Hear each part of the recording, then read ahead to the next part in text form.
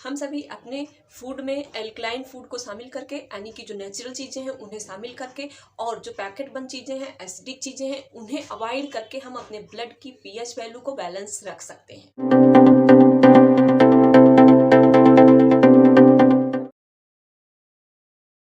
नमस्कार साथियों, कैसे हैं आप सभी? आप सभी का आपके अपने हेल्थ चैनल महर्षि हेल्थ केयर में मैं अनुपम सिंह बहुत बहुत स्वागत करती हूं। साथियों, आज आइए हम सभी इस वीडियो में जानते हैं कि हमारे ब्लड की पीएच वैल्यू कितनी होनी चाहिए, अर्थात हमारे ब्लड के अंदर जो एसिड और एल्कलाइन की मात्रा है वो कितनी होनी चाहिए, और हम किन चीज़ों को खाकर और किन चीज़ों को अवॉइड करके अपने ब्लड के पीएच वैल्यू को बैलेंस रख सकते हैं और खुद को स्वस्थ रख सकते हैं। तो चलिए आइए जानते हैं सबसे पहले कि ब्लड की पीएच वैल्यू कितनी होनी चाहिए। साथियों, हर एक चीज़ की अपनी एक अलग पीएच वैल्यू होती है। पीएच वैल्यू अर्थात पोटेंशियल ऑफ हाइड्रोजन, किसी भी चीज के अंदर हाइड्रोजन का पोटेंशियल क्या है ये पीएच वैल्यू दर्शाता है। पीएच वैल्यू जब 7 होती है तो वो चीज न्यूट्रल होता है, और जब पीएच वैल्यू उसकी 7 से कम होती है अर्थात 6, 5, 4, 3 इस तरह बढ़ती है तो वो एसिड हो जाता है, और जब 6 से आगे 7, 8 बढ़ता है तो वो बेस हो जाता है अर्थात क्षार हो जाता है। इस तरह अम्ल और क्षार का बैलेंस घटता और बढ़ता रहता है। तो जो हमारे ब्लड के पीएच वैल्यू है वो 7.35 से लेकर 7.45 तक ही होना चाहिए। जब इतना रहता है तो वो बैलेंस होता है, वो नॉर्मल ब्लड होता है। लेकिन जब इससे कम होता है तो वो एसिडिक हो जाता है, हमारे ब्लड के अंदर एसिडिटी बढ़ जाती है। 7.45 से ज़्यादा होता है तो जो ब्लड की पीएच वैल्यू है वो अल्कलाइन हो जाती है अर्थात क्षारीय हो जाती है।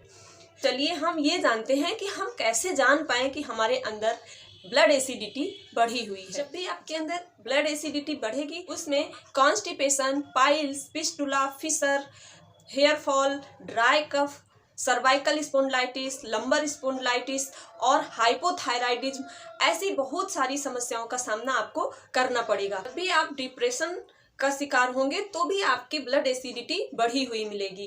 तो इनमें से आपको अगर कोई भी एक लक्षण दिखे तो आप समझ लीजिए कि आपके अंदर ब्लड एसिडिटी बढ़ी हुई है। ब्लड एसिड का मतलब होता है आपकी बॉडी के अंदर हीट बढ़। एसिड का जो स्वभाव है वो कैसा होता है, एसिड जहां भी पड़ती है वो जला देती है ना, तो उसका जो स्वभाव है वो जलाने जैसा है, सूखा हो जाएगा, जहां पे भी वो होगा वहां पे ड्राइनेस हो जाएगी। इनफैक्ट 80% डिजीज जो है एसिड बढ़ने की वजह से ही होती हैं। चलिए अब देखते हैं कि एल्कलाइन बढ़ने के कौन कौन से लक्षण हैं, कौन से रोग हैं जो एल्कलाइन के बढ़ने से, और आप कैसे समझ पाएं कि बॉडी के अंदर एल्कलाइन बढ़ा। जब भी बॉडी के अंदर एल्कलाइन बढ़ेगा तो आपको रनिंग नोज या नाक से पानी बहने लगेगा, कहीं भी बॉडी में स्वेलिंग हो जाएगी, और पेशेंट को हाइपरथायराइडिज्म हो जाएगा। अभी मैंने बताया था जो एसिड ब्लड के अंदर बढ़ती है तो हाइपोथायराइडिज्म होता है, जब एल्कलाइन ब्लड के अंदर बढ़ता है तो हाइपरथायराइडिज्म हो जाता है। कैंसर, एपिलेप्सी, सीजोफ्रेनिया और रूमेटिक हार्ट डिजीज, जितने भी ऐसी डिजीज हैं ये सारी एल्कलाइन के बढ़ने से होती हैं। तो साथियों, किसी का भी बढ़ना अच्छी बात नहीं है, तो हमेशा हमें चाहिए कि बैलेंस रखें हम अपने ब्लड के पीएच वैल्यू को। तो साथियों आइए अब देखते हैं कि कौन से एल्कलाइन फूड हैं जिनको खाकर हम अपनी ब्लड एसिडिटी को मेंटेन रख सकते हैं, क्योंकि एसिड को बैलेंस हम एल्कलाइन से ही करेंगे तो हमारा फूड एल्कलाइन होना चाहिए। नेचर से सीधे तरीके से बिल्कुल डायरेक्ट हमारे पास खाने में आते हैं वो सारे फूड जो हैं एल्कलाइन होते हैं। जितनी भी वेजिटेबल हैं हमारी, लीफी वेजिटेबल, ग्रीन वेजिटेबल, और जितने भी हमारे सीजनल फ्रूट होते हैं वो सारे एल्कलाइन होते हैं।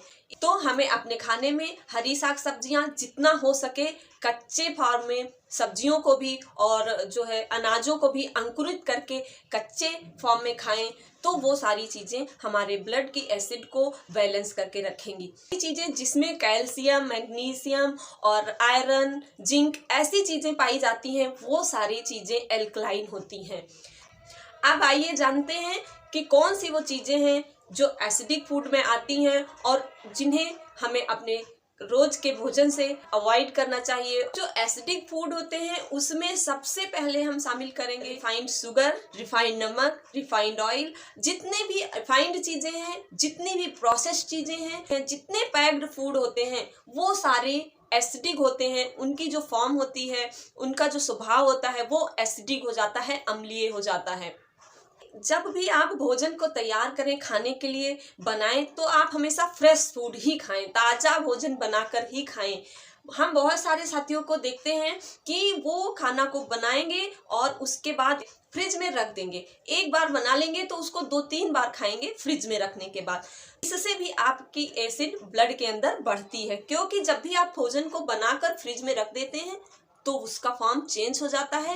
बेशक आपका फूड एल्कलाइन में आता हो, लेकिन जब भी आपने उसको फ्रिज में रखा तो उसका नेचर बदल गया, वो एसिडिक हो जाता है। इनफैक्ट साथियों, जो दूध होता है, जब दूध धारोष्ण होता है, यानी कि गाय और भैंस या बकरी किसी से भी तुरंत निकाला गया दूध एल्कलाइन होता है, और जब उस दूध को हम गर्म करके रख देते हैं तब वो एसिडिक हो जाता है। और अगर हम उसको फ्रिज में रख देते हैं तब तो वो पूरी तरीके से एसिडिक हो जाता है। अब आप कहेंगे कि फ्रिज में नहीं रखें तो क्या करें, क्योंकि आजकल तो बिना फ्रिज में रखे हम लोगों का चलता ही नहीं है।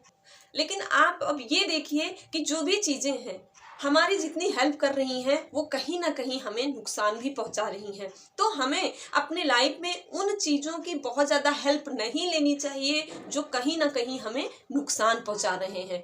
तो कोशिश करनी चाहिए इन सभी चीज़ों से बचने की और अपने आप को स्वस्थ रखने की।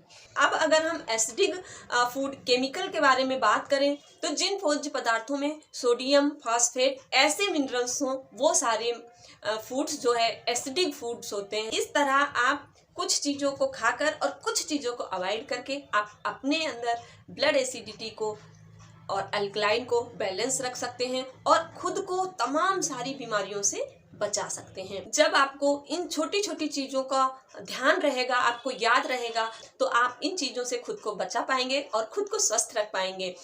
तो चलिए साथियों, अपना ख्याल रखिएगा, अपनों का ख्याल रखिएगा। तब तक के लिए मुझे आज्ञा दीजिए। खुश रहिए, स्वस्थ रहिए और मस्त रहिए। नमस्कार।